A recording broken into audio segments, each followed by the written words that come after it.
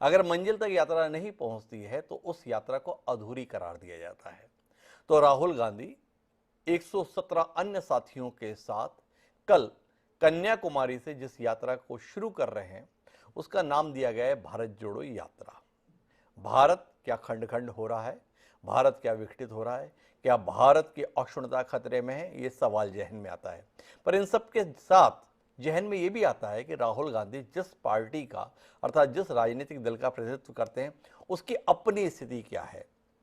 देश के संदर्भ में तो पता नहीं, पर कांग्रेस के संदर्भ में यह सभी लोग मानते हैं कि वह खंड खंड हो रही है, विघटित हो रही है, बिखराव हो रहा है, टकराव हो रहा है, नेता एक दूसरे को काटने में लगे हैं, नेता एक दूसरे को निपटाने में लगे हैं, नेता एक दूसरे के ऊपर चढ़ने में लगे हैं।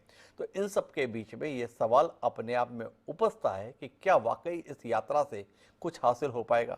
देश के संदर्भ में और पार्टी के संदर्भ में कांग्रेस पार्टी के एक और वरिष्ठ नेता है, नाम उनका शशि थरूर है, बहुत पहचानी हुई शख्सियत है, देश में ही नहीं विदेश में भी उनकी ख्याति। उन्होंने कहा कि भारत जोड़ो यात्रा से भारत के साथ साथ शायद कांग्रेस जोड़ो यात्रा का लक्ष्य भी प्राप्त हो सकेगा। इसी को समझने की कोशिश करेंगे। समझना यह है कि 2 दशक राजनीति में बिता जाने के बाद भी राहुल गांधी को वो सार्वजनिक स्वीकृति देश के जनमानस में हासिल नहीं हुई जिस विरासत के वह उत्तराधिकारी उस नाते उन्हें मिलनी चाहिए थी। वह भाजपा का प्रयास है या राहुल गांधी के समय समय पर उठाए जाने वाले कदम, कुल मिलाकर राहुल गांधी की एक गंभीर राजनीतिज्ञ के तौर पर स्वीकारोक्ति को लेकर हमेशा ही असमंजस की स्थिति रही है। पर उस शख्स के द्वारा इस संकल्प के साथ कि मैं कन्याकुमारी से लेकर कश्मीर तक पैदल चलूंगा, निरंतर चलूंगा, लगातार चलूंगा और ये तकरीबन 3500 किलोमीटर का सफर 150 दिन में पूरा करूंगा, अपने आप में क्या राहुल गांधी को एक संजीदा राजनीतिज्ञ के तौर पर स्थापित कर देगा। भारत जोड़ो और कांग्रेस जोड़ो के संदर्भ में तो जो हासिल होगा उसके संदर्भ में विशेषज्ञ चर्चा करते रहेंगे, पर क्या राहुल गांधी जो कांग्रेस पार्टी के राष्ट्रीय अध्यक्ष रह चुके हैं, भविष्य के संदर्भ में भी उनसे बड़ी जिम्मेदारी की अपेक्षा तमाम कांग्रेस जन रखते हैं, वह स्वयं को क्या इस यात्रा के माध्यम से इस देश के साथ जोड़ पाएंगे, क्या अपने आप को साबित कर पाएंगे, ये सवाल है।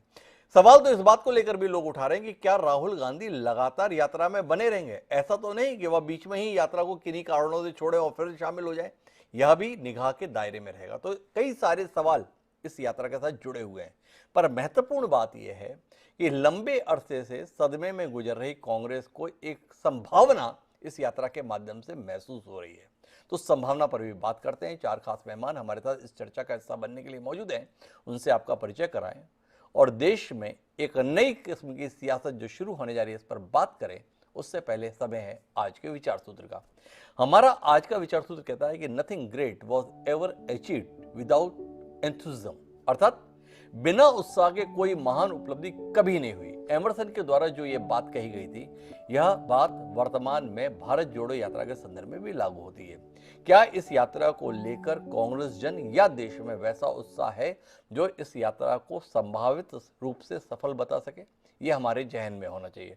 और इसे जहन में रखते हुए अपनी चर्चा को आगे बढ़ाते हैं, जिसका हिस्सा बनने के लिए हमारे साथ 4 खास मेहमान हैं।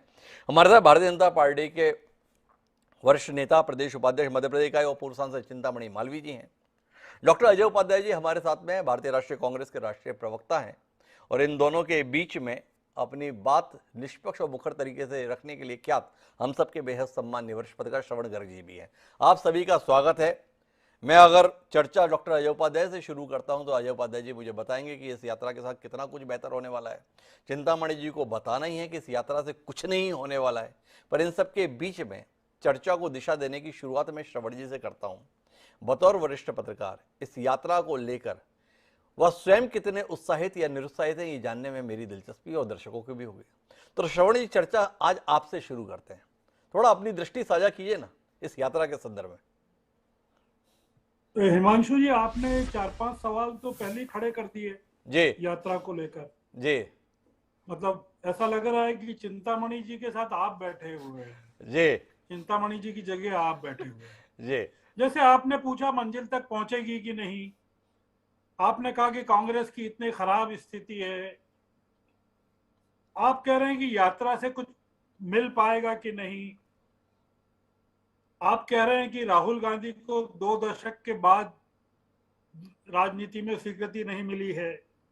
अब आपने इतने सवाल तो पूछ लिए और आपने कहा कि राहुल गांधी बीच बीच में गायब होते रहेंगे, उन पर नजर रखी जाएगी।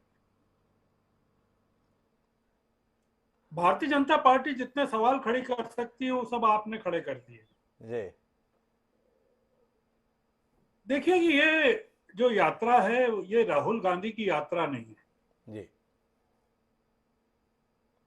जैसे आपसे मैं पूछूं कि लाल कृष्ण आडवाणी को 7 दशक तक राजनीति करने के बाद भी देश की स्वीकृति क्यों नहीं मिली, तो आपका क्या जवाब मिलेगा? जी आपका क्या जवाब मिलेगा कि सोमनाथ यात्रा राम मंदिर की जो थी उसके बावजूद वो प्रधानमंत्री नहीं बन पाए, तो उसका क्या कारण रहा होगा? आपके पास है कोई जवाब? जी आप राहुल गांधी की यात्रा को किन किन पैरामीटर्स पर नापना चाहते हैं?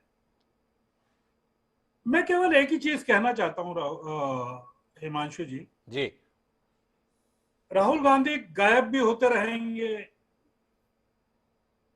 उनकी माताजी की तबीयत ठीक नहीं है तो शायद जाना भी पड़े बीच बीच में, कई कारण हो सकते हैं।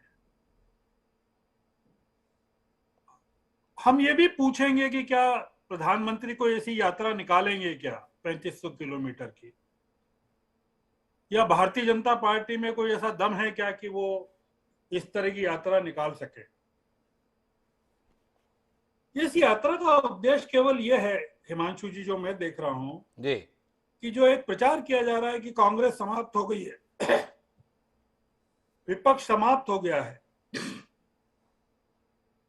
लोकतंत्र समाप्त हो गया है। राहुल गांधी लोगों के बीच में जाएंगे और ये बताएंगे कि कांग्रेस जिंदा है, विपक्ष जिंदा है, और ये जो यात्रा है ये कांग्रेस को बचाने की नहीं है, ये देश में लोकतंत्र को बचाने की है। आप ये मानकर चलिए कि कांग्रेस खत्म हो चुकी है और राहुल गांधी कांग्रेस को बचाने के लिए नहीं निकल रहे हैं।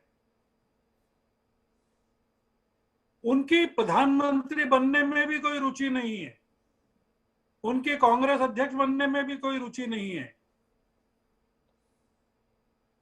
इस यात्रा का केवल उद्देश्य यह है कि इस देश में लोकतंत्र को कैसे मजबूत किया जाए। तो उसमें अगर 5%, 10%, 20% भी सफलता मिलती है, 3500 किलोमीटर की यात्रा में राहुल गांधी ने कहा है कि वो लोगों की बात ज्यादा सुनेंगे, अपनी बात नहीं कहेंगे। आपने देखा होगा कि भूपेंद्र हुड्डा जी जो असंतुष्टों के नेता थे, वो राहुल गांधी की रैली में मंच पर पहुंच गए। जी ये जितने असंतुष्ट हैं कांग्रेस के, ये धीरे धीरे सब यात्री बन जाएंगे। और जब ये कांग्रेस की यात्रा कश्मीर में समाप्त होगी, तब गुलाम नबी आजाद को समझ में आएगा कि जम्मू कश्मीर में किस तरह की राजनीति उनको करना पड़ेगी। वो नेहरू की राजनीति करना चाहते हैं। उन्होंने, अगर आपने सुना हो आजाद को, जी तो वो जवाहरलाल नेहरू उनका सपना है, जी जैसे महाराष्ट्र में शिंदे साहब का सपना बाला साहब है। जी तो दिक्कत क्या है कि आप, ये जो चुनौती है भारतीय जनता पार्टी के लिए बहुत बड़ी है, और मैं इसको ऐसा मानता हूं कि अगर देश में या भारतीय जनता पार्टी में या प्रधानमंत्री के स्तर पर थोड़ा सा लोकतांत्रिक हो जाए सरकार, जी विपक्ष के प्रति सहिष्णु हो जाए, इस यात्रा में व्यवधान नहीं हो, और मीडिया में जिस तरह के आक्रमण शुरू हो चुके हैं, वो आक्रमण थोड़े से संवेदनशील हो जाए, तो इस यात्रा की सफलता बहुत बड़ी है। क्योंकि ये आजादी के बाद, मुझे याद है चंद्रशेखर की यात्रा का, मैं मिला था उनसे जी चंद्रशेखर यात्रा के दौरान, मैं भी उसमें, मैंने भी देखा था उसको नजदीक से। ये जी पहली यात्रा इस तरह की है जो इस देश में हो रही है। तो आप तो हिमांशु जी इसका स्वागत कीजिए। आप क्यों इतने सवाल खड़े कर रहे हैं अगर मैं सवाल खड़े नहीं करता तो श्रवण जी जैसे मूर्धन्य पत्रकार के विचारों से मेरे दर्शक लाभान्वित कैसे होते? आपके अंदर से जो ये आवाज निकली है, इस आवाज को निकालने के लिए ऐसे सवाल उठाना बड़ा जरूरी होता है श्रवण जी। और आप देखिए कि इसकी टीस अब चिंतामणि जी के मुंह से कैसे निकलती है, जो कुछ आपने कहा है। अब मैं चिंतामणि जी के पास रुक करता हूं। चिंतामणि जी, आपसे जानना ये चाहता हूं कि आप अपने आप को कितना श्रेय देना चाहते हैं कि आपने इस 8 साल में देश में ऐसा वातावरण निर्मित कर दिया जिसके चलते राहुल गांधी, जिन पर गंभीरता को लेकर, जिनकी संजीदगी को लेकर आप सवाल उठाते हैं, उन्होंने भी 3500 किलोमीटर पैदल चलने का लक्ष्य तय कर दिया। इसका उत्तर देंगे? क्या आपने देश में इन 8 सालों में रच दिया है कि श्रवण जी कह रहे हैं कि ना उन्हें कांग्रेस की चिंता है, ना उन्हें प्रधानमंत्री पद पाने की चिंता है, ना राष्ट्रीय अध्यक्ष बनने के संदर्भ में कोई लिप्सा है। अगर कोई इच्छा रह गई तो केवल यह है कि इस देश में लोकतंत्र रह जाए। राहुल गांधी जैसे शख्स के अंदर भी आपने अपने प्रयासों से इस जिजीविषा को जन्म दे दिया कि इस देश में कुछ रहे ना रहे, लोकतंत्र रहना चाहिए। इसके लिए कितनी ग्लानि है चिंतामणि जी? और अब इस यात्रा को लेकर आपका नजरिया क्या है? श्रवण जी ने तो अब मुखरता के साथ बता दिया क्या होने वाला है। देखिए श्रवण जी, जब आपके बहुत उदार सवालों से इतने परेशान हुए तो मेरे सवालों से निश्चित रूप से बहुत विचलित होंगे। और मैं बहुत रियलिस्टिक बात करूंगा। सबसे पहला तो ये है कि ये जो यात्रा वो बता रहे हैं कि तानाशाही भारत छोड़ो, बेरोजगारी भारत छोड़ो, भारत जोड़ो, नफरत छोड़ो, ऐसे खोखले नारों को लेकर के राहुल गांधी जी यात्रा पे निकले हैं। अच्छा। देखिए वस्तुतः ये उनके खुद के अस्तित्व को बचाने की एक कोशिश है, क्योंकि कांग्रेस में बहुत बड़ी चुनौती उनको है उनके नेतृत्व को लेकर के।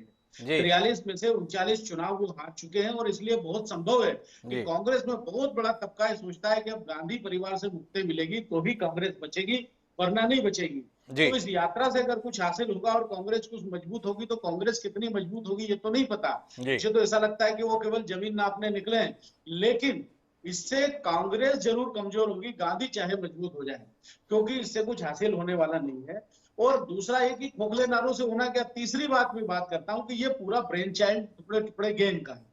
वास्तव में कांग्रेस तो बेचारी हो गई, उसकी तो इतनी भी सामर्थ्य नहीं बची कि वो अपने कंधों पर और अपनी सामर्थ्य से, अपने कैडर के हिसाब से, कैडर के अनुसार वो यात्रा निकाल सके।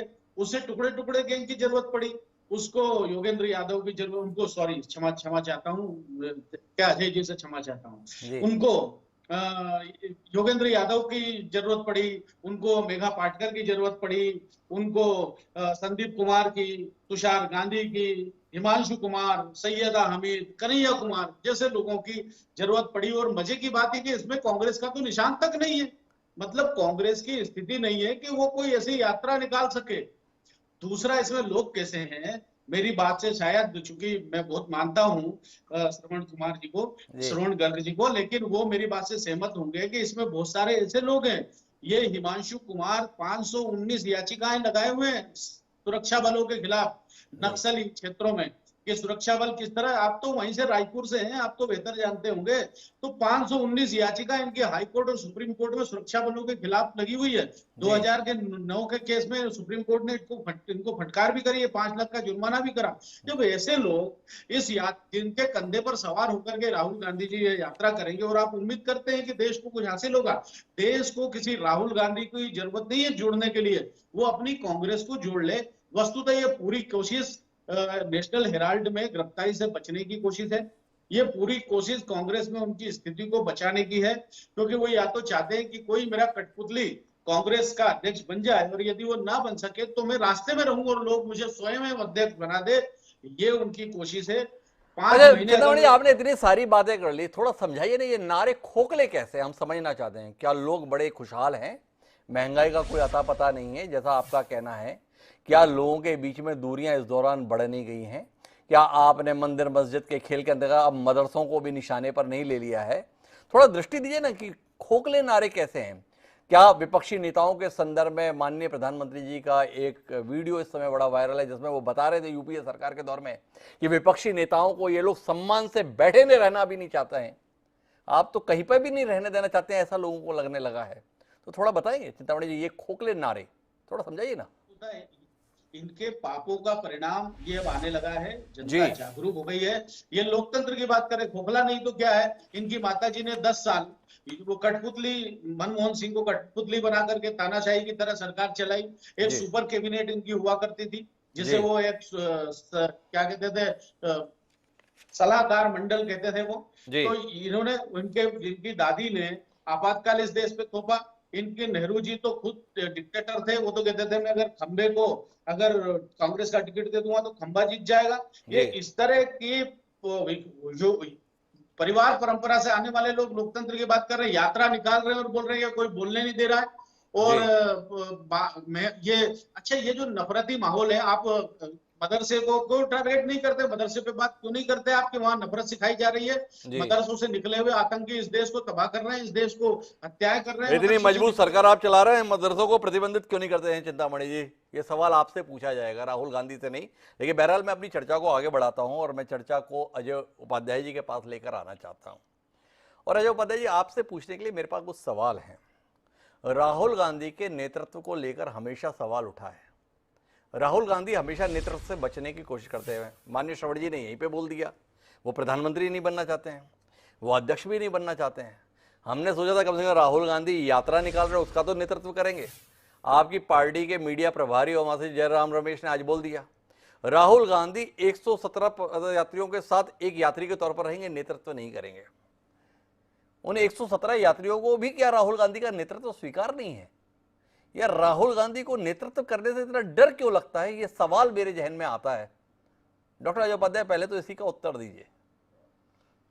डॉक्टर साहब, पहले तो मैं आपको धन्यवाद दूंगा कि आज इतने अहम मुद्दों पर आप चर्चा करा रहे हैं, जो चर्चा देश को जोड़ने की चर्चा है जी। एक तेरा कदम एक मेरा कदम मिलकर जो जुड़ जाए अपना वतन, आओ साथ मिलकर भारत जोड़े। इतना सकारात्मक, इतने माहौल में हम प्रयास कर रहे हैं कि देश में जो चीजें हैं वो जनता उसको समझ रही है। कम से कम जनता के बीच जाकर के उन बातों को हम रखें और उनको सुने। ज्यादातर इसमें मन की बात नहीं होगी, हमारे नेताओं की बात नहीं होगी। जो सिविल सोसाइटी के लोग होंगे, आम जनमानस होगा, गरीब गुरबा होगा, आदिवासी पिछड़ा होगा, रास्ते में जो भी मिल जाएंगे, उनकी बात को हमारे पदयात्री जोड़ने का काम करेंगे। राहुल जी के नेतृत्व पर आपने जो भी प्रश्न किया है, पूरा देश देख रहा है।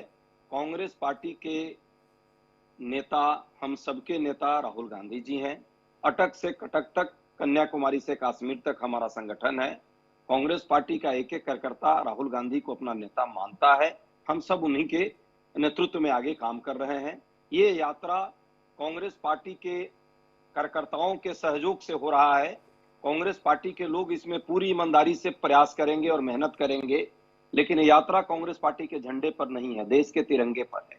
और देश के जब तिरंगे की बात आ रही है तो मैं तो कहूंगा चिंतामणि जी, बेवजह आप परेशान हो रहे हैं और चिंता कर रहे हैं कांग्रेस पार्टी का। देश का प्रश्न है और देश के प्रश्न में तिरंगे के साथ आप भी आइए। हम आपका भी आह्वान करते हैं, आप भी जुड़िए, आप भी अपनी बात रखिए। यदि लगता है कि उसमें कोई चीजें गलत है तो एकदम आइए आप, और उस पर भी चर्चा होगी। लेकिन जो सकारात्मक चीजें हो रही हैं, कन्याकुमारी से कश्मीर तक 3570 किलोमीटर की यात्रा, और इस यात्रा के 3 मुख्य उद्देश्य हैं। मैं उसकी भी चर्चा 10 सेकेंड आप एक्स्ट्रा दीजिएगा, मैं डॉक्टर साहब करना चाहता हूं।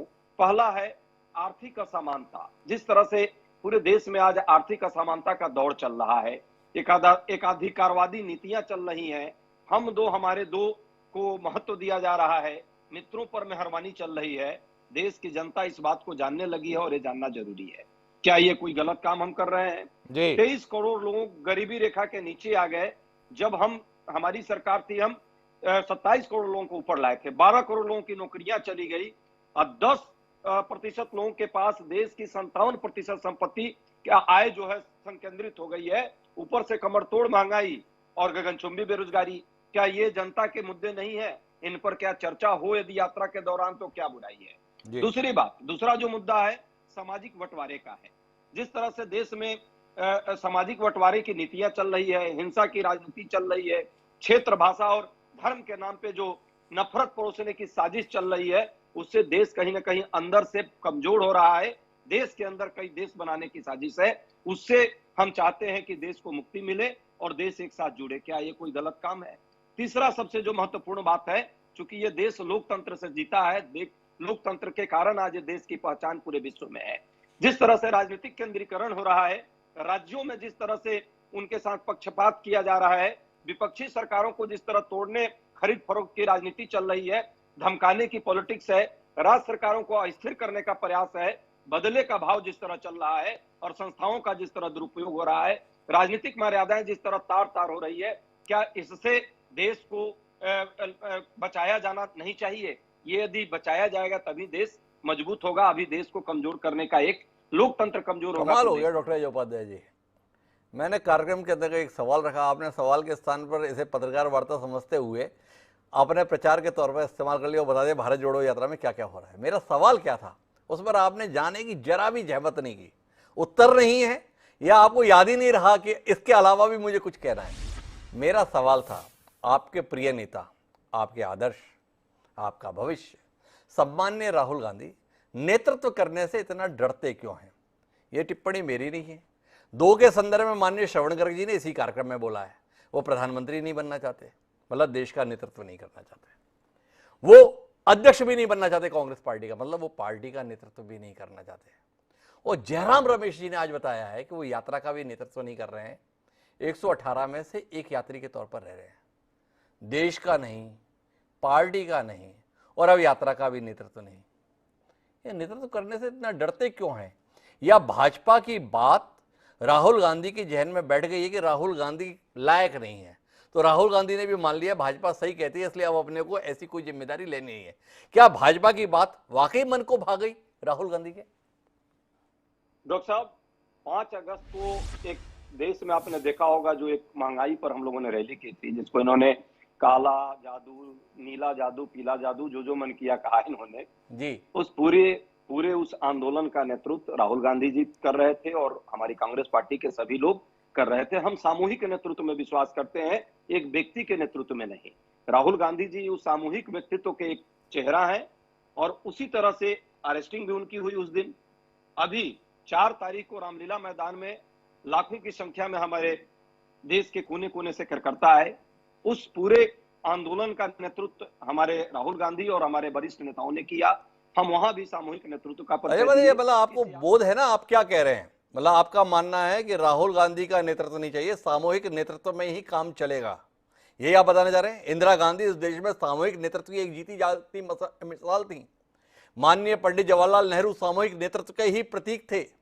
लाल बहादुर शास्त्री कमाल का सामूहिक नेतृत्व इस देश को दिए थे और राहुल गांधी भी जो है सामूहिक नेतृत्व में यकीन रखते हैं, इसलिए कोई जिम्मेदारी नहीं ले रहे, तो उनके संदर्भ को अपेक्षा रखें। वाकई आपका ये ख्याल है? डॉक्टर साहब, 2 चीजें हैं। आपने बड़ा अच्छा चर्चा किया पुराने समय के लीडर्स को जी। देखिए, लोकतंत्र को यदि आप मजबूत करना चाहते हैं तो राजनीतिक पार्टियों के अंदर भी आपको लोकतांत्रिक प्रक्रिया अपनानी है। जिस तरह आज बेशक जितना प्रश्न हमारे पार्टी पर, हमारे नेता पर आप करना चाहिए, पत्रकार के हैसियत से आपका यह कर्तव्य भी है और मुझे अच्छा लगता है। मुझ पे जितनी आप क्रिटिसाइज कीजिएगा मैं उसका जवाब देने को तैयार हूं। हमारी पार्टी में कम से कम चुनाव की एक प्रक्रिया चल रही है। पहले भी 2-3 बार हम लोगों ने अध्यक्ष को बदला है।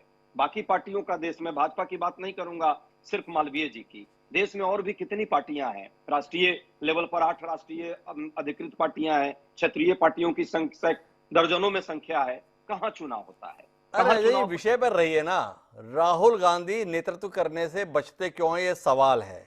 आप इसका उत्तर नहीं दे रहे हैं मुझे।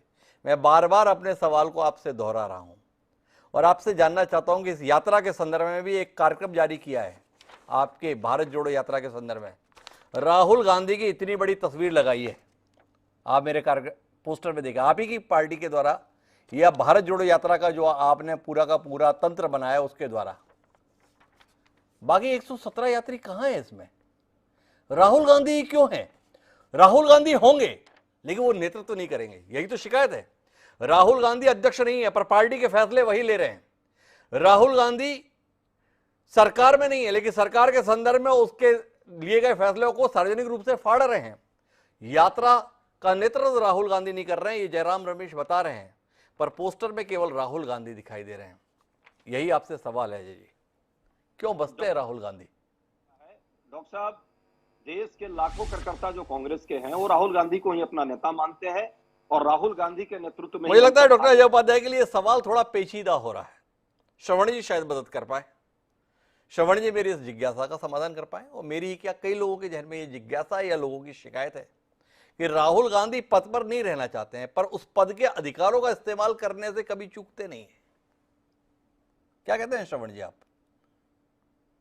देखिए, ये जो आप कह रहे हैं ना हिमांशु जी, ये एक आरोप है जी। आप उसको राहुल गांधी को ये बताना चाहते हैं कि आप अगर पद पर नहीं है तो आपको काम करने का कोई अधिकार नहीं है जी। अगर आप पद की आकांक्षा नहीं करते हैं और बताते नहीं है कि मैं प्रधानमंत्री बनना चाहता हूं, तो आपको राजनीतिक दल का नेतृत्व करने की जरूरत नहीं है जी। अगर आप ये नहीं कहते हैं कि मैं कांग्रेस का अध्यक्ष बनना नहीं चाहता हूं, तो आपको कांग्रेस का नेतृत्व करने की जरूरत नहीं है। मैं आपसे पूछना चाहता हूं कि भारतीय जनता पार्टी का नेतृत्व कौन कर रहा है? जी। प्रधानमंत्री नरेंद्र मोदी कर रहे हैं कि जयप्रकाश नड्डा कर रहे हैं? जी। आप बताइए मुझे, मैं जानना चाहता हूं आपसे कि भारतीय जनता पार्टी का नेतृत्व आपकी नजर में, हिमांशु द्विवेदी की नजर में, प्रधानमंत्री नरेंद्र मोदी कर रहे हैं कि अमित शाह कर रहे हैं कि नड्डा कर रहे हैं कि अध्यक्ष जेपी नड्डा कर रहे हैं? देखिए, मैं ये इस बहस में मत जाइए। ये बहस जो आप छेड़ रहे हैं ये बहुत चली हुई है और इसको आगे बढ़ाया जाएगा कि राहुल गांधी क्यों यात्रा कर रहे हैं जब उनको नेतृत्व नहीं करना है। नहीं, मेरा सवाल थोड़ा दूसरा है। माफी चाहूंगा श्रवण जी आपको बीच में रोकने के लिए। इस यात्रा के नेतृत्व के संदर्भ में जयराम रमेश ने इंकार कर दिया। आज राहुल गांधी यात्रा का नेतृत्व नहीं कर रहे हैं, इसके संदर्भ में क्या दृष्टि है, क्या देख पा रहे हैं श्रवण जी आप? नहीं, आप क्यों चाहते हैं अगर उसमें सिविल सोसाइटी के लोग हैं जी, योगेंद्र यादव के लोग हैं और तमाम लोग हैं, दिल्ली के गांधी शांति प्रतिष्ठान में एक बड़ी बैठक हुई जी। उस बैठक में तय किया गया कि हमको इस आंदोलन में भारत जोड़ो यात्रा में शामिल होना चाहिए जी। और वो कांग्रेस के लोग नहीं हैं। बहुत सारे लोग ऐसे हैं जो कांग्रेस के कार्यकर्ता नहीं हैं, कांग्रेस के प्राइमरी मेंबर नहीं हैं, वो इस यात्रा में जुड़े हैं। बहुत से गांधीवादी कार्यकर्ता जुड़े हैं जी। तो उनका नेतृत्व राहुल गांधी कैसे कर सकते हैं? जी। राहुल गांधी को क्या अधिकार है कि वो कांग्रेस की ओर से इन लोगों का नेतृत्व करे? जी। मैं आपसे एक चीज पूछता हूं, 1974 में 48 साल पहले बिहार आंदोलन में मैं था, उसमें पार्टिसिपेंट था। उस आंदोलन में तब जनसंघ क्यों थी? जी। आरएसएस क्यों थी? सीपीएम के साथ क्यों थी? समाजवादियों के साथ क्यों थी? गांधीवादियों के साथ क्यों थी? क्या कारण था? उनका उद्देश्य था इंदिरा गांधी को हटाना है। 2011 में अन्ना के आंदोलन में किन लोगों ने समर्थन किया था मनमोहन सिंह की सरकार को हटाने का? भारतीय जनता पार्टी ने किया था, आरएसएस के लोगों ने किया था और वो लोग सिविल सोसाइटी के साथ मिलके उन लोगों ने मनमोहन सिंह की सरकार को हटाया था जी। आज अगर राहुल गांधी के साथ तमाम लोग जुड़े हुए हैं और उनको लगता है कि ये लड़ाई लोकतंत्र को बचाने की है, देश में अभिव्यक्ति की आजादी को कायम करने की है, आम जनता की बात को सुनने की है, तो उस रैली का, उस यात्रा का नेतृत्व राहुल गांधी को क्यों करना चाहिए? क्यों नहीं एक सामूहिक? आप क्यों मान रहे हैं कि आप क्यों पूछना चाह रहे हैं कि क्या कांग्रेस में भी वो सामूहिक नेतृत्व की बात को स्वीकार कर रहे हैं? तो एक जो उद्देश्य है यात्रा का, जिसमें पूरा देश को जोड़ने की बात है, पूरे देश के साथ राहुल गांधी अपने आप को जोड़ना चाहते हैं, 3500 किलोमीटर चल के उन राज्यों से गुजरना चाहते हैं जहां चुनाव होने वाले हैं अगले साल, जिसको लेकर कांग्रेस, भारतीय जनता पार्टी बुरी तरह डरी हुई है, विपक्ष पूरी तरह जागरूक है। तो आप ऐसे में राहुल गांधी की प्रासंगिकता पर सवाल क्यों उठाना चाहते हैं? प्रासंगिकता पे सवाल नहीं उठा रहा श्रवण जी, मैं तो इस अचरज में हूं, इस अचंभे में हूं कि राहुल गांधी के नेतृत्व को स्वीकार करने में दिक्कत क्या है। आपने मुझे 74 के संदर्भ में उल्लेख किया कि उसमें भाजपा क्यों थी, पर मेरा सवाल इस बात को लेकर है कि जयप्रकाश नारायण का नेतृत्व क्या उस समय पर इन लोगों को स्वीकार नहीं हुआ था? क्या राहुल गांधी के संदर्भ में राहुल गांधी अपने आप को इस कदर साबित नहीं कर पाए हैं कि सिविल सोसाइटी के लोग राहुल गांधी का नेतृत्व स्वीकार कर सके, इसलिए राहुल गांधी बच रहे हैं इस यात्रा के नेतृत्व के संदर्भ में, या पार्टी बच रही है उनका नेतृत्व घोषित करने के संदर्भ में? क्या राहुल गांधी नरेंद्र मोदी भारतीय जनता पार्टी के खिलाफ लड़ाई का प्रतीक बन पाने में कामयाब नहीं रहे, इसलिए आपको लगता है उन्हें भीड़ का ही हिस्सा होना चाहिए, भीड़ का नेतृत्व करता नहीं? नहीं, ये आपका इंटरप्रिटेशन है हिमांशु जी। मैं इसको, इस यात्रा को एक, जैसा मैंने चंद्रशेखर की यात्रा का जिक्र किया था जी, आप अगर पता करें कि चंद्रशेखर की यात्रा में कौन लोग थे जी, क्या उनकी भी पार्टी के लोग थे कि पूरे देश के लोग थे, तो आपको पता चलेगा। जी। इस तरह की यात्राओं में इस तरह से आप अगर सवाल खड़े करेंगे तो ये माना जाएगा कि आप जो बात कह रहे हैं वो भारतीय जनता पार्टी के लोग जिस तरह के आरोप खड़े कर रहे हैं, लगा रहे हैं, उसमें और आपकी बात में कोई फर्क नहीं जी। आप एक पत्रकार के लिहाज से कुछ सवाल खड़े कीजिए कि इस यात्रा से क्या इस देश में परिवर्तन, किस तरह का परिवर्तन होने जा रहा है या नहीं होने जा रहा है। आपसे पूछता हूं कि क्या इस यात्रा को नहीं करना चाहिए? मेरा तो इसको, इस यात्रा को नहीं करना चाहिए होता तो मेरा कार्यक्रम दूसरा होता श्रवण जी। मैं तो राहुल गांधी के संदर्भ में इस यात्रा के आयाम खोज रहा हूं। इस यात्रा के माध्यम से भविष्य में कांग्रेस क्या स्वरूप लेगी इसे खोज रहा हूं। इस यात्रा के माध्यम से देश किस ओर जाएगा इसे भी खोजने की कोशिश कर रहा हूं। तो मेरी गंभीरता में कोई कमी नहीं, आप यकीन रखिए। हम आपके ही कनिष्ठ हैं, अपनी दृष्टि में, अपनी दिशा के संदर्भ में संदेह मत कीजिए। आप अपने उत्तराधिकारियों के संदर्भ में विनम्र आग्रह करूंगा और चर्चाओं को आगे बढ़ाऊंगा। लव कुमार जी मेरे साथ में, एक और विचार हमारे साथ जुड़ गया है। लव कुमार जी जनता दल यूनाइटेड के, जिसके प्रमुख नीतीश कुमार हैं, वह भी एक चर्चित चेहरा है। तो वो लव कुमार जी हमारे साथ है। और लव कुमार जी की दृष्टि क्या है राहुल गांधी जी के साथ निकलने वाली यात्रा के संदर्भ में, जानने में हम सबकी दिलचस्पी है। क्या देख पा रहे हैं लव कुमार जी? कल ही नीतीश कुमार जी मिले भी हैं, तो नीतीश कुमार जी भी कन्याकुमारी पहुंच रहे हैं, या आप लोगों में से किसी का इरादा विरादा बना राहुल गांधी जी के साथ इस यात्रा में सहयोग करने में, भागीदारी करने में? लव कुमार जी। हिमांशु त्रिवेदी जी, राहुल गांधी जी यात्रा पे निकल रहे हैं जी, तो आज इतनी बेचैनी क्यों हो रही है लोगों को? जी, हर आदमी को अपने पार्टी के लिए काम करने का अधिकार है। जी, वो कांग्रेस पार्टी के सर्वमान्य नेता हैं, वो अपने पार्टी का विस्तार करना चाहते हैं, पार्टी को जन जन से जोड़ना चाहते हैं, महंगाई के मुद्दे को उठाना चाहते हैं। जो मुद्दा है आज लोकतंत्र का, जिस तरह से हनन हो रहा है, लोकतंत्र को बचाने की आवश्यकता है और उसमें जन जन तक उस आवाज को पहुंचाने की आवश्यकता है। अगर 3500 किलोमीटर की यात्रा कर रहे हैं राहुल गांधी जी, तो ये उनके व्यक्तित्व के साथ और निखार आएगा।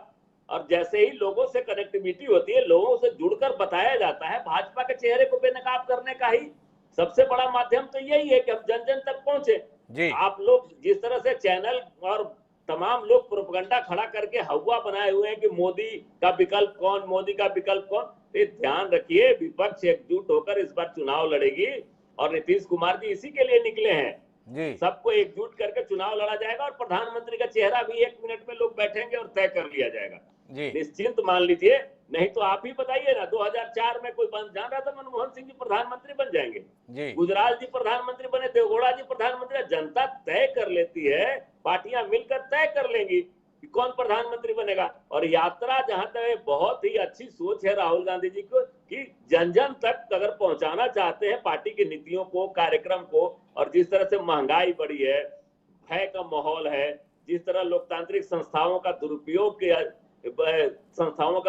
किया जा रहा है, लोकतांत्रिक मूल्यों का ह्रास हो रहा है, अभिव्यक्ति की आजादी छीन ली गई है, इन सब चीजों को जो संविधान में प्रदत्त चीजें हैं उस पर भी ये हमको लगता है जीएसटी लगा देंगे किसी को अपने खिलाफ बोलने पर भी, तो पता नहीं डर से आदमी बोलेगा भी कि नहीं बोलेगा।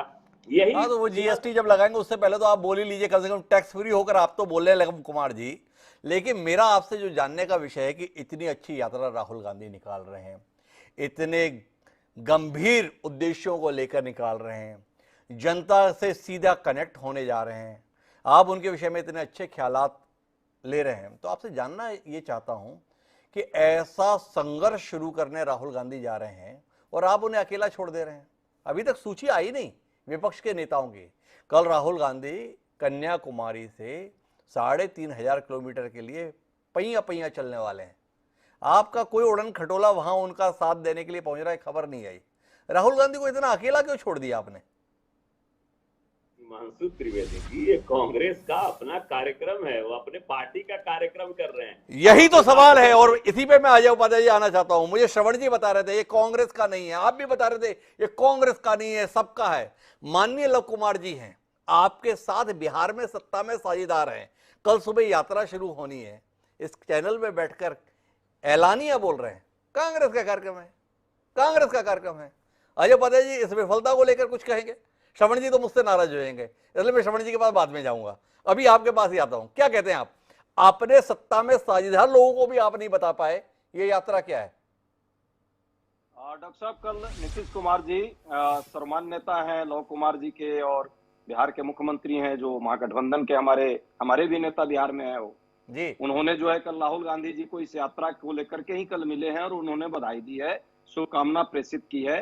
कहीं ना कहीं ये यात्रा जो बार बार आप उनसे प्रश्न कर रहे थे, इस यात्रा को लेकर सभी राजनीतिक पार्टियां जो देश को अच्छे दिशा में ले जाना चाहती है, सही दिशा देना चाहती है, आर्थिक विखंडन से देश को रोकना चाहती है, धार्मिक ध्रुवीकरण से देश को कहीं ना कहीं नए दिशा में लेकर जोड़ना चाहती है, आंतरिक सुरक्षा मजबूत करना चाहती है, और जिस तरह से आम लोगों पर महंगाई बेरोजगारी का मार है उससे देश को निजात दिलाना चाहती है, वो सभी लोग इस यात्रा का प्रत्यक्ष और अप्रत्यक्ष तौर पे सहयोग कर रहे हैं, शुभकामना व्यक्त कर रहे हैं। और मुझे पूरा आशा है आपके पूरे पैनल के लोग इंक्लूडिंग चिंतामणि महापात्रा जी भी इस पर शुभकामना व्यक्त करेंगे, क्योंकि ये यात्रा जो है। अरे बाकी तो ठीक है डॉक्टर अजय, आज आप मेरे सवाल पर नहीं रहना चाहते, आप केवल अपना जो एजेंडा सेट है ना उतना ही बोलना चाहते हैं।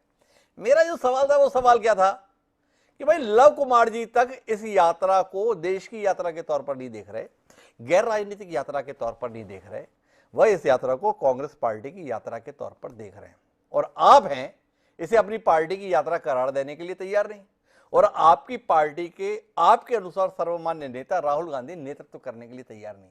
आपको नहीं लगता है कि ऐसे संक्रमण काल में भी आपकी ये अस्पष्टता, आपकी ये झिझक, आपकी ये हिचकिचाहट, चाहे पार्टी और चाहे आपके नेता, दोनों ही असल समस्या बने हुए हैं? भारतीय जनता पार्टी अपने एजेंडे को लेकर जितनी स्पष्ट और जितनी निर्मम रहती है, आप उतने ही ढुलमुल ढुलमुल, हिले हिले, क्या कहते हैं डॉक्टर साहब? जब प्रश्न देश का है तो पार्टी छोटी हो जाती है, देश बड़ा होता है। आज प्रश्न देश का है, आज पार्टी का सिर्फ नहीं है, आज लोकतंत्र का प्रश्न है कि लोकतंत्र इस देश में जिंदा रहेगा या नहीं। भारत छोड़ो यात्रा हुई थी जब अंग्रेजों को देश से भगाया गया था। अंग्रेजों को क्यों भगाया गया था? हमें आजादी चाहिए थी, हमें देश में अपना संविधान चाहिए था, हमें देश में अपना माने आम लोगों का सरकार चाहिए था। आज इतने वर्षों के बाद अमृत काल जरूर है, लेकिन इस अमृत काल में 75 साल में हमने क्या पाया और क्या खोया है पूरा देश देख रहा है। आज जिस तरह से धार्मिक ध्रुवीकरण करके भाई से भाई को लड़ाने का प्रयास है, भाईचारा को चारा बनाने का प्रयास हो रहा है देश में, इससे मुक्ति चाहिए देश को कि नहीं? क्या ये बिखराव होगा, नफरत का माहौल बनेगा तो क्या लोग देश मजबूत होगा या कमजोर होगा? हम उसको लेकर जाना चाह रहे हैं, ये पार्टी के बैनर पर सिर्फ नहीं, ये देश के तिरंगे के बैनर पर। हम तो 75 साल में इतना देख रहे हैं कि 75 साल पहले जब देश आजाद हुआ और पहला चुनाव हुआ तो 90% पे कांग्रेस थी जिसने इस देश को आजादी दिलाई थी, और 75 साल बाद अब 10% पे कांग्रेस है और 90% पे दूसरे हैं। हमारी चिंता है इसको लेकर है। अजय उपाध्याय जी उस पर बात नहीं करना चाहते हैं। देश पहले, अरे देश पहला कहते कहते भारतीय जनता पार्टी 2 सीट से 303 तक पहुंच गई, आप देख रहे हैं। उसके बाद श्रवण जी बता रहे हैं कि देश के हालात क्या हो रहे हैं। तो आप इस सवाल का उत्तर नहीं दे रहे कि राहुल गांधी और आपकी पार्टी की हिचकिचाहट क्या है। लेकिन मैं चिंतामणि जी फिर भी आपके पास आ रहा हूं। तमाम प्रकार की कोशिशों के बावजूद भी कुल मिला के लोग राहुल गांधी की यात्रा को एक संभावना के तौर पर देख रहे हैं, और आपकी दलीलें बता रहे हैं कि आप भी हिले हुए हैं। वो मुद्दे, वो मसले जो इस देश में चर्चा में हैं, वो बूंदे जिनके चलते लोग हलाकान हैं, उस पर इस यात्रा के दौरान बात होने जा रही है। अपनी नीतियों में बदलाव लाएंगे या बस इन नारों को खोखला बताकर ही आपको लग रहा है एक उड़ी एक पुलवामा फिर से काम आ जाएगा? देखिए, कुल करके यह यात्रा बहुत संदिग्ध उद्देश्यों के साथ है। अच्छा, ये किसान आंदोलन पार्ट 2 है। यह वामपंथियों का ब्रेन चाइल्ड है, जिन्होंने अपनी बंदूक इनके कंधे पर रख दी है। वास्तव में आपने अंधे और लंगड़े की एक कथा सुनी होगी कि वो अंधा, जंगल में आग लग जाती है तो अंधा जो वो भाग नहीं सकता और लंगड़ा भाग नहीं सकता, अंधा देख नहीं सकता, तो अंधे के कंधे पे लंगड़ा बैठ गया और जंगल पार कर ले। ये वस्तुतः यही कोशिश है। कम्युनिस्टों के पास जनता का आधार नहीं है और वही स्थिति कांग्रेस की भी है। तो ये इस तरह मिलकर के मुझे इसमें राहुल गांधी जी कहीं दिख नहीं रहे। ये वास्तव में एक किसान आंदोलन पार्ट 2 है और इसमें खुद ही भ्रमित है। और तो चिंतामणि जी, आप डर रहे हैं कि नहीं डर रहे हैं?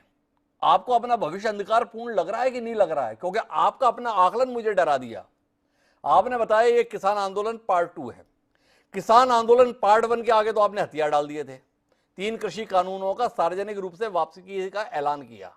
आपके शिकस्त की कहानी इतिहास के पन्नों में दर्ज है और आप ही बता रहे हैं ये यात्रा किसान आंदोलन पार्ट 2 है।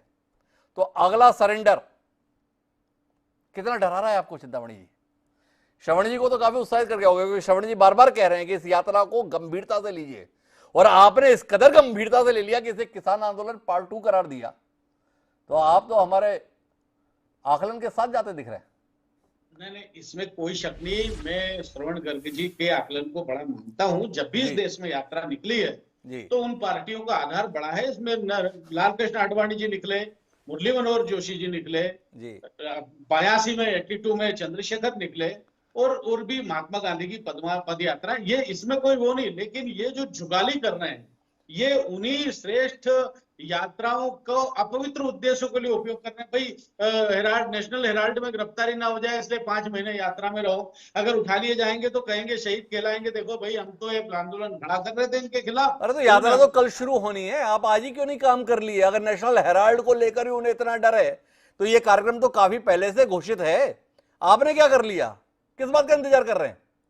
देखिए, हमें थोड़ी करना, कानून अपने हिसाब से काम करता है। जब उसको लगेगा कि दोषी तो वो है, इसमें कोई शक नहीं। और जो लगाए हुए हैं, उन्होंने तो स्वामी ने कहा, डॉक्टर स्वामी ने कहा कि भाई इनको तो 12 साल की जेल होनी है। तो ये वस्तुतः कांग्रेस में अपनी स्थिति मजबूत करना चाहते हैं। आपको याद है ना चिंतामणि जी, सुब्रमण्यम स्वामी आजकल आपकी सरकार के लिए भी बहुत कुछ कहते हैं। केवल राहुल गांधी के संदर्भ में टिप्पणी आपको याद है, या आपकी सरकार के कामकाज को लेकर उनकी टिप्पणी भी आपके जहन में है? और डरने की जरूरत अगर किसी को है तो राहुल। अरे चिंतामणि जी, पहले सुब्रमण्यम स्वामी पे कमेंट तो दे दीजिए। सुब्रमण्यम स्वामी ने बताया 12 साल इन्हें जेल में काटने पड़ेंगे, बहुत गंभीरता से आपने लिया। वह आपकी सरकार के कामकाज को लेकर भी आजकल बहुत टिप्पणी कर रहे हैं, वो भी आप उतनी गंभीरता से ले रहे हैं कि नहीं ले रहे हैं? मैंने यही कहा कि राहुल गांधी जी के से डरने की जरूरत कांग्रेस को है। भारतीय जनता पार्टी को राहुल गांधी के डरने से कोई आवश्यकता नहीं है। राहुल गांधी तो हमारे स्टार प्रचारक हैं, उन्हें तो नेता बनाइए, अध्यक्ष बनाइए। देखिए, कल उन्होंने आटा लीटर में बेचा है। इस तरह वो करते ही रहेंगे। ऐसे कई उदाहरण भारतीय जनता पार्टी के संदर्भ में मौजूद हैं। एक जुबान फिसलने को लेकर इशू बनाने में या अपनी सुविधा से एडिटिंग करके उसे प्रचारित करने के संदर्भ में पहले ही बहुत कुख्यात हो गए। चिंतामणि जी बख्शिए, थोड़े मुद्दों पर रहते हैं। मैं वापस चर्चा के लिए श्रवण जी के पास आना चाहता हूँ। और श्रवण जी, आपकी तमाम नाराजगी के बावजूद भी मैं आपसे जानना चाहता हूं, क्या आपको नहीं लगता है कि राहुल गांधी के पास में एक बड़ा अवसर है अपने आप को साबित करने का, पार्टी को वापस खड़ा करने का? क्या आप ये अपेक्षा नहीं रखते हैं उनसे कि वह इसमें अपेक्षाकृत संजीदगी का अवसर दें? अगर मैंने ये सवाल उठाया कि क्या वो 150 दिन लगातार यात्रा में बने रहेंगे, लगातार 3575 किलोमीटर की जो यात्रा बताई जा रही है उसमें पूरा पैदल चलेंगे, क्या आप इस सवाल को गैर जरूरी मानते हैं, या आप इत्तेफाक रखते हैं कि नहीं, इस यात्रा में उन्हें संजीदगी के साथ बने रहना चाहिए, परिस्थिति कैसी भी रहे? पर अगर एक उम्मीद जगाई है, एक अलग जगाई है, अजय उपाध्याय जी अगर ये कह रहे हैं कि सबसे पहले देश है और देश बचाने के लिए यात्रा है, तो ये यात्रा निर्बाध रूप से उनके द्वारा पूरी की जानी चाहिए। क्या कहते हैं श्रवण जी? क्योंकि मैं अजय उपाध्याय जी ने क्या कहा उस पर तो जाना नहीं चाहता, क्योंकि वो कांग्रेस के प्रवक्ता हैं, पर इस यात्रा के बचाव में कुछ बोल नहीं पाए जी। तो इसलिए उन्होंने क्या कहा वो तो मैं कोई बहुत उल्लेखनीय उनका वक्तव्य मानता नहीं हूँ। जी।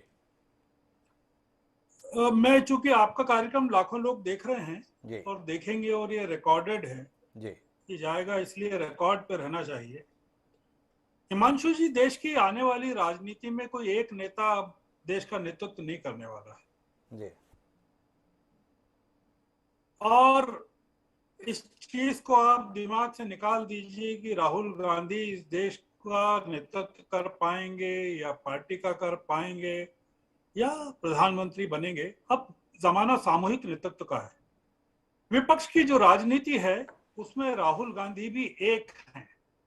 अब राहुल गांधी अकेले नहीं है, तो इसलिए आप ये मानकर चलिए कि राहुल गांधी ने अपने आप को रिकंसाइल कर लिया इस हकीकत से कि हो सकता है नीतीश कुमार देश के नेता हों। आप मुझे बताइए, ये चिंतामणि जी, मालवीय जी ने जो बात कही और अंधे और लंगड़े की, ये अंधे और लंगड़ों का तो खैर असम्मान किया ही है इन्होंने, उनका अपमान किया है, उनकी तौहीन की है, उनकी अपंगता का मजाक उड़ाया है। पर मैं दूसरी बात कहता हूं कि देश की जो राजनीति है विपक्ष की, अब अंधे और लंगड़े के हिसाब से ही चलेगी। जिसके पास दृष्टि है वो दृष्टि देगा, जिसके पास पैर हैं वो पैर देगा, जिसके पास हाथ है वो हाथ देगा।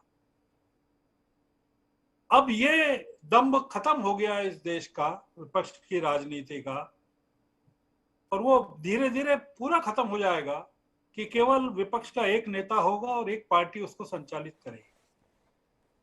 जिस तरह से लोग दिल्ली में नीतीश कुमार से मिल रहे हैं, आप देख रहे हैं, आपके पास भी सारी खबरें हैं। कन्याकुमारी से जब यात्रा शुरू होगी तब M.K. स्टालिन रहेंगे राहुल गांधी के साथ। जी। आप क्या मानते हैं कि M.K. स्टालिन ने या DMK ने कांग्रेस का नेतृत्व स्वीकार कर लिया? जिन जिन राज्यों से, विपक्षी राज्यों से राहुल गांधी गुजरेंगे, अगर वहां के मुख्यमंत्री उस यात्रा के साथ अगवानी करते हैं, जुड़ते हैं, तो आप क्या कहेंगे? नेशनल हेराल्ड को लेकर जो चिंतामणि जी ने बात की, 55 घंटे तक पूछताछ की गई जी राहुल गांधी से। आपने क्या निकाला उनसे 55 घंटे की पूछताछ में? आप गिरफ्तार कर लीजिए ना उनको।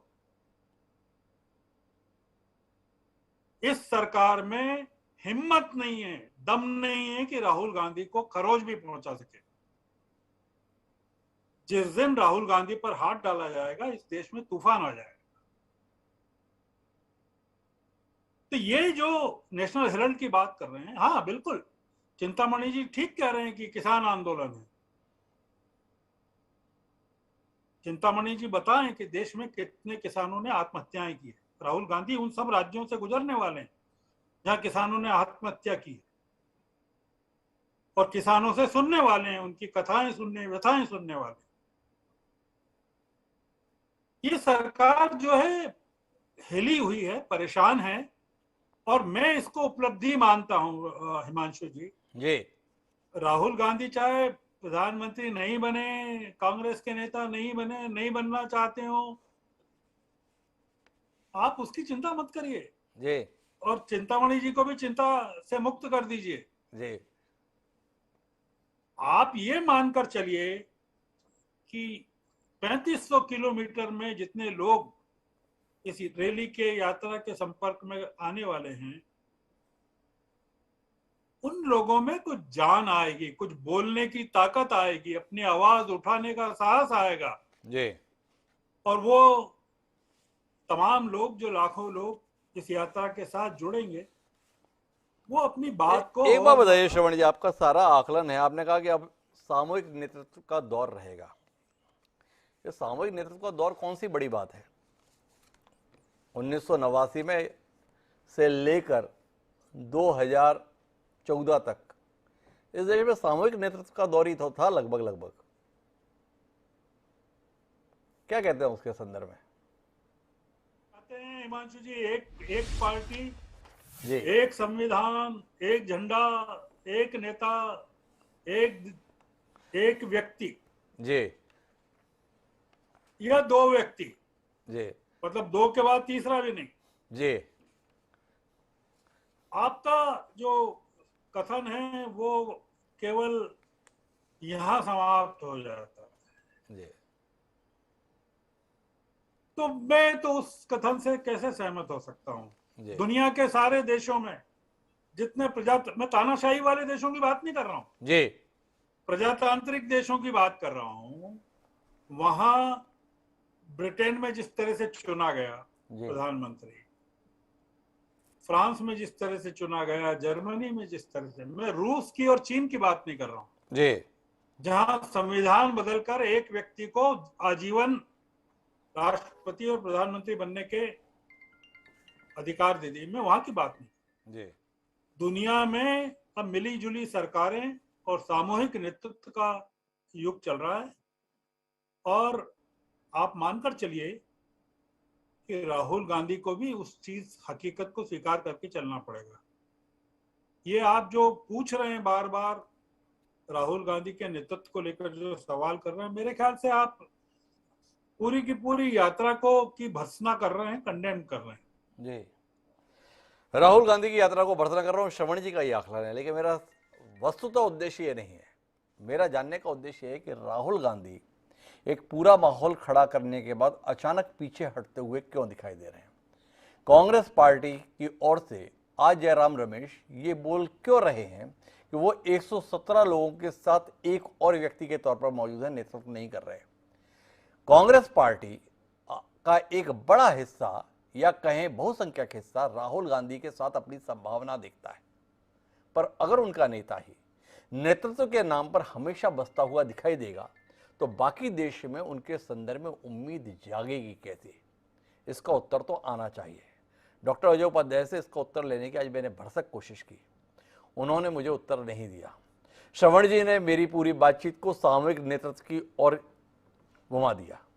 देखते हैं आने वाले समय में शायद राहुल गांधी इस यात्रा के दौरान नेतृत्व के संदर्भ में उपजे हुए सवाल का उत्तर दे पाए।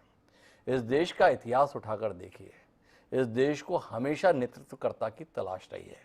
सामूहिक नेतृत्व की बात सुनने में अच्छी लगती हो, लेकिन कुल मिलाकर आज़ादी की लड़ाई में भी कांग्रेस के तमाम बड़े नेताओं के होते हुए भी महात्मा गांधी का नेतृत्व ही लड़ाई में निर्णायक भूमिका में रहा।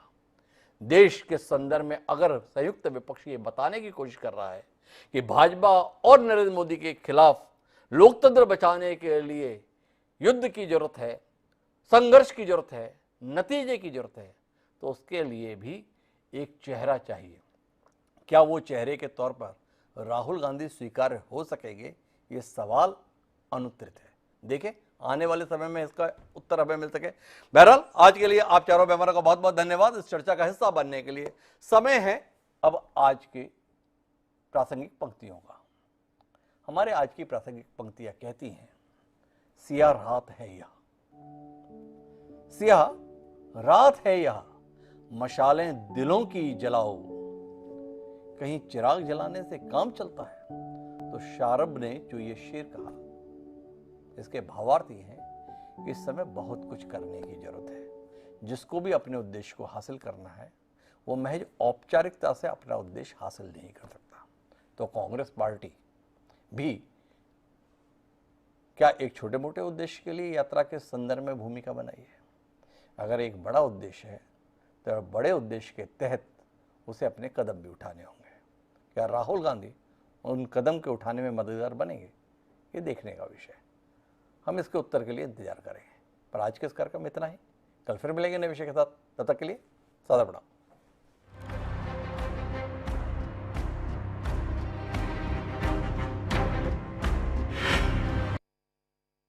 स्ट्रेंथ से मैं कर पाता हूँ सॉलिड एक्शन और फ्लेक्सिबिलिटी से सुपर डांस। ऐसा ही एक और मल्टी टैलेंटेड हीरो है। जीके टीएमटी बार्स, सपनों को जी के देखो। स्वर्ण भूमि से बनाया आपकी जीवन शैली को खास। अब पेश है Rama high street premium wholesale and retail market, जहां मिलेगा शॉपिंग का नया अंदाज। यंग जनरेशन के लिए ही तो ये मार्केट बन रहा है, क्योंकि ये अंतर्राष्ट्रीय मापदंड के हिसाब से है। जो वो सोच लेते हैं वो करते हैं, एक उनकी सबसे बड़ी खासियत है। 100% सक्सेसफुल। छत्तीसगढ़ में एक माइलस्टोन है। For the next generation we would need a modern infrastructure. एक ही जगह पूरी होंगी आपके व्यापार से जुड़ी हर जरूरत। एंटरटेनमेंट का नया अंदाज। मेरा जो सपना था ये रामा हाइट्स वडोदरा ने पूरा किया। It's fun and it's great to be a part of it. A project by Rama and Hira Group, supported by Raipur Wholesale Hosiery एवं Readymade Dealers Association. For inquiries and booking, call.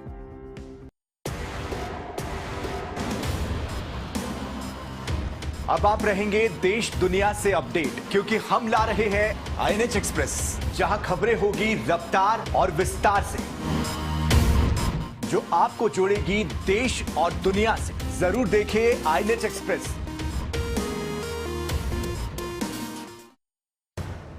राजनीति जब सरोकारों से परे और नीतियों से विपरीत होकर खो देती है नैतिकता, बयानों की बौछार के बीच जब पनपने लगती है साजिश,